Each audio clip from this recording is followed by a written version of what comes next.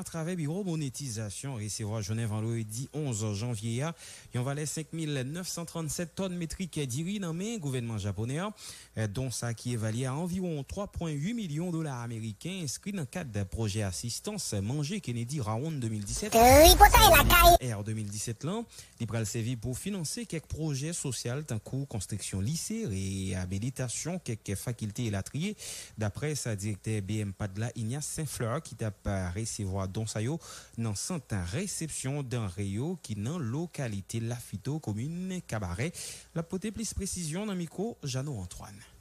Cette nouvelle assistance de la coopération japonaise en Haïti suite à l'échange de notes signées le 31 janvier 2018 entre le gouvernement du Japon et d'Haïti s'inscrit dans le cadre de la coopération et sert à appuyer annuellement les efforts entrepris par le gouvernement haïtien visant l'amélioration des conditions de vie de la population d'une part et à renforcer les infrastructures scolaires, sanitaires en facilitant des interventions ciblées dans des domaines spécifiques d'autre part. En effet, il y a lieu de souligner que les fonds résultant de la vente de cette cargaison de 5937 tonnes métriques de riz ou 197 802 sacs représentant un montant de 3,6 millions de dollars américains ou 400 millions de yens japonais arrivés au port de Les Moulins d'Haïti le 11 décembre 2018 serviront entre autres à la réhabilitation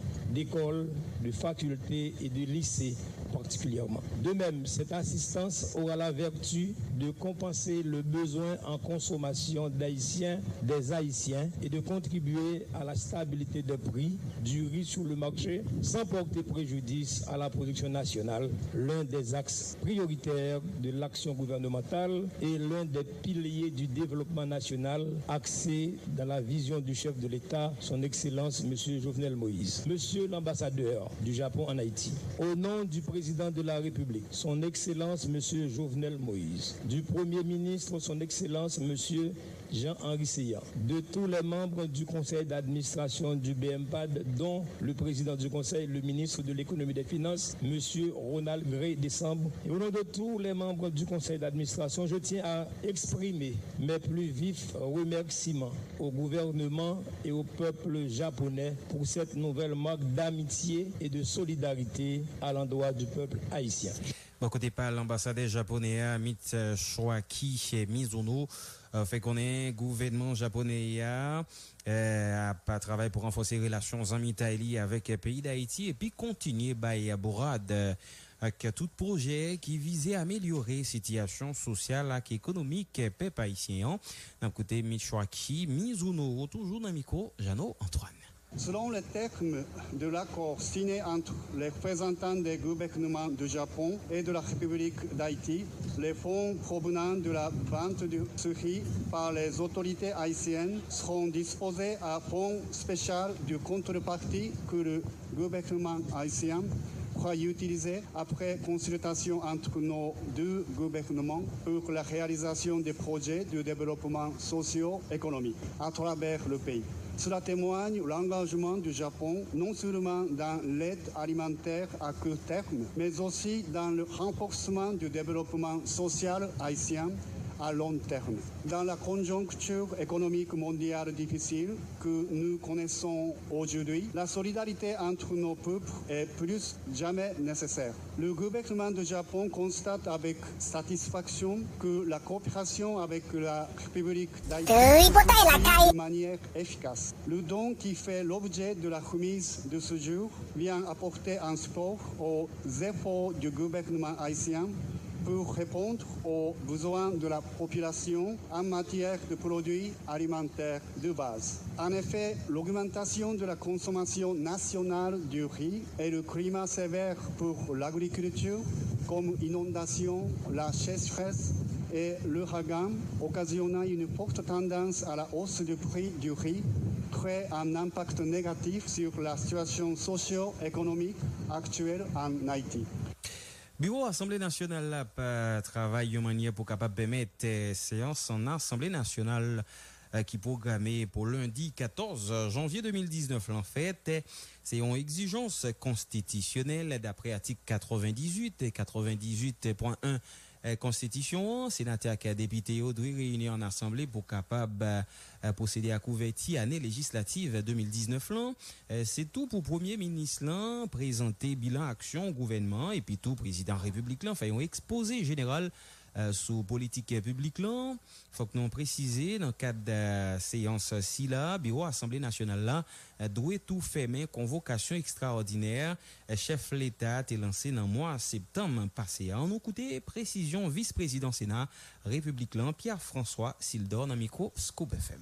Lundi 14 janvier, c'est l'Assemblée nationale qui réunit le Sénat et la Chambre des députés. C'est une obligation constitutionnelle des articles 98, 98.1, 98.2, 3 et suivants. Et c'est un gros événement quand on rejoint les deux branches exécutifs à place, c'est-à-dire le chef de l'État, le président de la République et le Premier ministre. Donc, rituel là, il y a un rituel là-dedans. Mis à part tout décor qui a été préparé parce que c'est la Chambre des députés. Puis le député, c'est le Sénat qui a réuni en même temps avec les officiels et l'invitation. Pour pile le monde là, le corps diplomatique, toute couche de la société, à la presse, tout le monde a été invité pour venir regarder parce que c'est un gros événement lié. En général, il commence par ouverture en Assemblée nationale. C'est-à-dire qu'il faut ouvrir l'Assemblée nationale. La côté député et sénateur, après appel nominal, il y a constaté qu'on peut faire. Premier bagage. Deuxièmement, on a songé que président pays, chef de l'État, a fait une convocation à l'extraordinaire pendant que le député a été en vacances. C'est pour ratification, choix Premier ministre Jean Risséan et également avec une extension pour le vote du budget et le vote de la loi électorale. Donc, en deuxième étape, après une ouverture, une ouvrir l'Assemblée nationale, il faut fermer l'Assemblée extraordinaire. Il faut fermer. Lorsqu'on ferme, troisième étape dans le rituel, là, c'est le président va faire son discours en introduisant le Premier ministre qui est là avec tout cabinet qui pour là parce qu'il faut le temps d'elle. Et après le discours du Premier ministre, dans le rituel là, on va inviter, on va ouvrir session législative. Attention, ce n'est pas la session ordinaire, non. C'est la session législative là qui gagne deux là-dedans. Une commence en janvier, une commence en juillet, et après ouvert. Et après ça, on va inviter le Premier ministre à venir faire bilan des activités du gouvernement à la nation. Le Premier ministre et finalement le chef de l'État qu'on va inviter maintenant pour faire son exposé général de la politique du pays. Donc c'est un gros événement qui attend nous lundi et finalement après c'est fermeture session, fermeture séance en cap fait là. Donc dans plusieurs étapes là-dedans, l'ouverture de l'Assemblée nationale et le discours du président, il y a le chef de l'État qui doit faire son discours, il y a également le Premier ministre qui doit faire le bilan de l'autre. Voilà, vous souhaitez écouter la Pierre-François Sildor, séance en Assemblée nationale là qui programmée pour lundi 14 janvier risque boycotter, pas boycotter un groupe député, si au même qui exigeait pour président Sénat pour exquise publique, député Printemps Bélisaire, peut-être l'été accusé comme quoi les gagnants bon en relation avec chef gang Anel et député Sao qui paraît pour mettre à exécution plan si là. En réaction, vice-président Sénat a demandé député Sao pour pas entrer dans voie confrontation si là, une manière pour pas menacer stabilité. Il y en a côté on l'autre fois Pierre-François Sildor. Tant de déclarations ça et tant de déclarations président Lambert qui également président de l'Assemblée nationale là. Même moi, je ne pas privé là parce que il n'y a pas qu'à réduire l'Assemblée nationale là, il n'y a pas qu'à réduire la question de gestion pays à un problème de un député avec un sénateur. C'est comme ça me considérer. Parce que si c'est l'Assemblée nationale, le président Lambert comme président de l'Assemblée nationale, le président Garibodo comme vice-président de l'Assemblée nationale, c'est deux bagages différents. On ne peut pas ramener à une question un député ou sénateur. Moi, je pense que pas de sagesse du côté de la Chambre des députés, du côté du collègue Printemps Bélisaire, que m'inviter à la raison, même avec le président Lambert, pour nous trouver harmonie. Quand on a un problème dans le pays, pour avoir une bonne côté, une séance aussi importante qu'une séance qui c'est une obligation constitutionnelle. Je pense que des deux côtés, il a fait la paix, il a trouvé harmonie pour nous organiser un bon bagage pour le peuple qui attendait ça, le Premier ministre s'en fait comme bilan. Qu'attendez maintenant exposé général de politique pour le pays à président pour le faire. C'est plus important qu'il y ait un problème entre député Printemps Bélisaire et sénateur Joseph Lambert. L'autre dossier dans le journal Genève vendredi 11 janvier, collectif étudiant l'école nationale géologie appliquée, un gars, organisé une conférence débat exposition dans l'école là, dans l'occasion pour commémorer 9e année tremblement de terre 12 janvier 2010 là.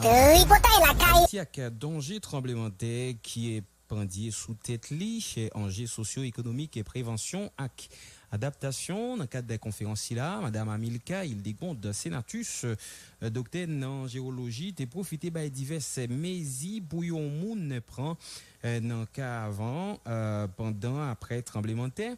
Professeur Amilka continue pour le dire, chaque monde doit rester vigilant.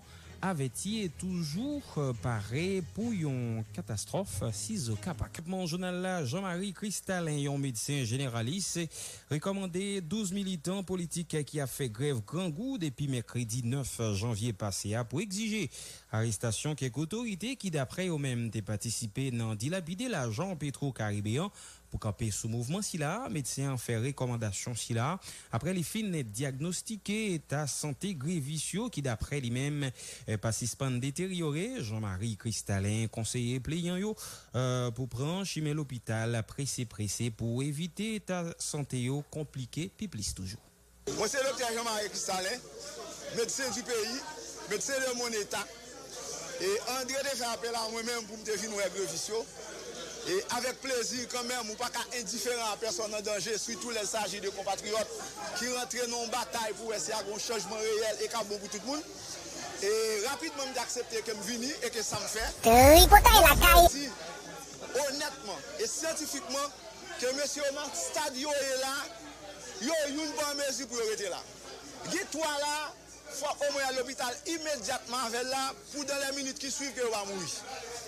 Parce que gain tension qui est monté bien haut, gain tension bien bas, cœur a fonctionné très mal, gain respiration commence difficile, il y a un pilote fait mal qui traduit que bon hypoglycémie.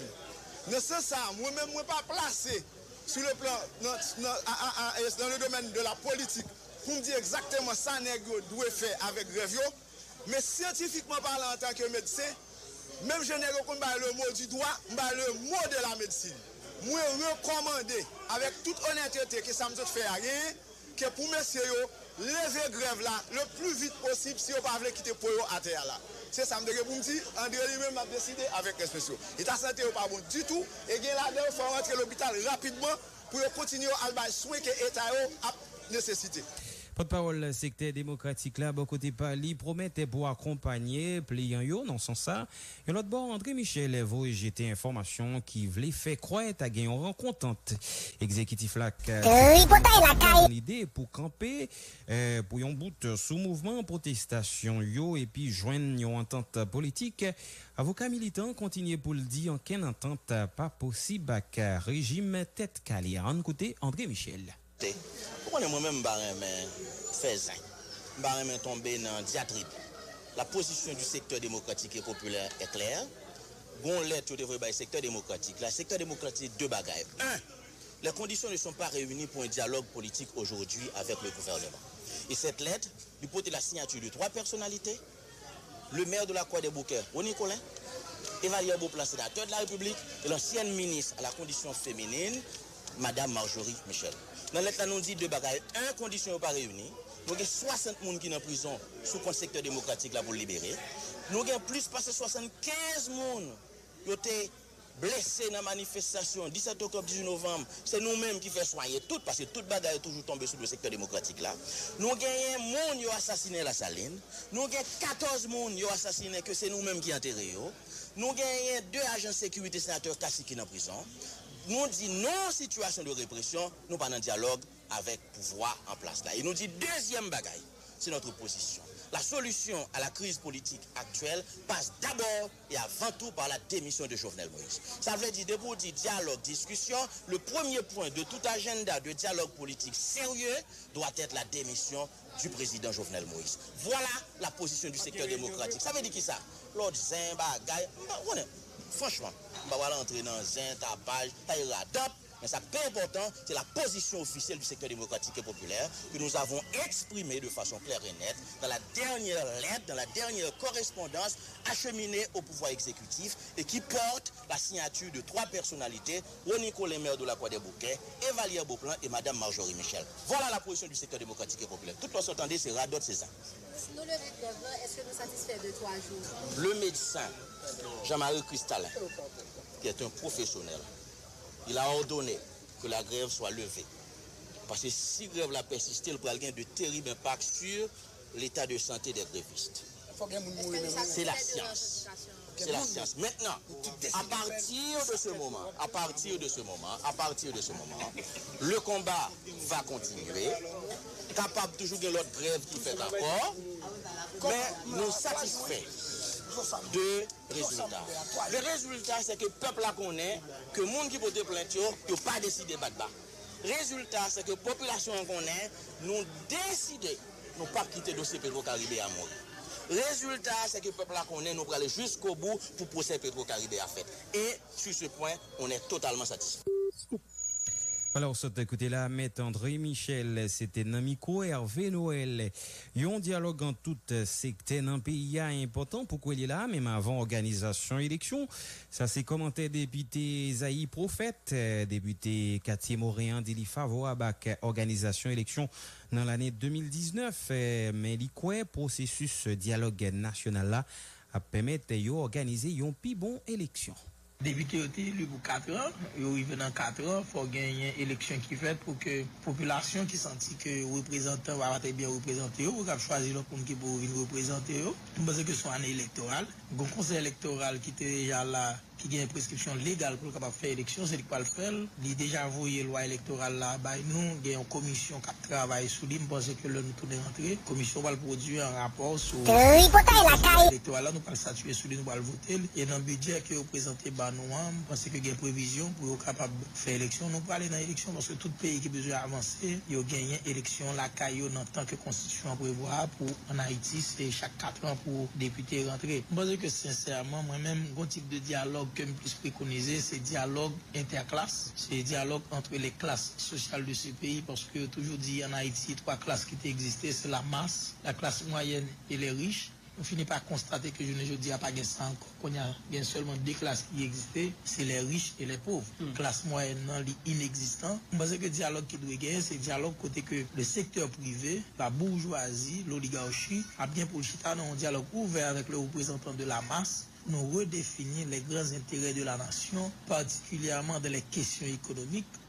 Un pile monde si il y a un monopole dans le pays, il y a un monopole du riz, il y a un monopole fer, il y a un monopole ciment. Je pense que c'est décision ça qui pourrait définir pour nous voir comment capable une répartition qui est faite au niveau des richesses de ce pays. Conditions USK réunies pour capable permettre l'élection organisée dans l'année 2019 là, il y a une question qui intéresse les partis politiques, députés à qui on tire dans le Sénat. Discours yo parler dans le même sens dans le Parlement haïtien, il y a divers élus qui souhaitaient pour président République là qui parole li et pour organiser l'élection année ci là lorsque divers autres quoi il paraît impossible pour organiser l'élection